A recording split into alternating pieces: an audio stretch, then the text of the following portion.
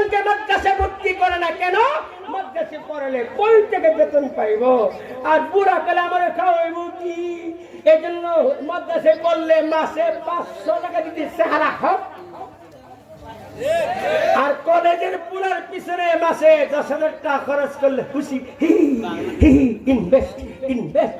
5 বছর করে ছেলেটা এম পাস করবে, এম পাস করে আরেকটা মেয়েকে বিয়ে করবে, ডাক্তার হয়ে যাবে, ডাক্তার নাকি বিয়ে করবে। লক্ষ লক্ষ গ্রামে বৈশা স্বামী স্ত্রী পুরাপুরি পান চার গল্প করে একটু কষ্ট করতেছ। আর 2-3 বছর ডাক্তার ইঞ্জিনিয়ার হয়ে গেলে ঢাকা একটা বাসা করবো, এসি বাসা, তোমারও নিয়ে যাইব, আমারও নিয়ে যাইব। তোমার কাম করতেই বলা, তোমার হয়া হয়া ছাগল কলা মুরগির রান কুর্মা পোড়া খাওয়াইব। তখন সে বুড়ার বুড়ি হঠাৎ করে খবর আসছে পোলা তো ডাক্তার নিয়ে বিয়া করে বাসা করছে।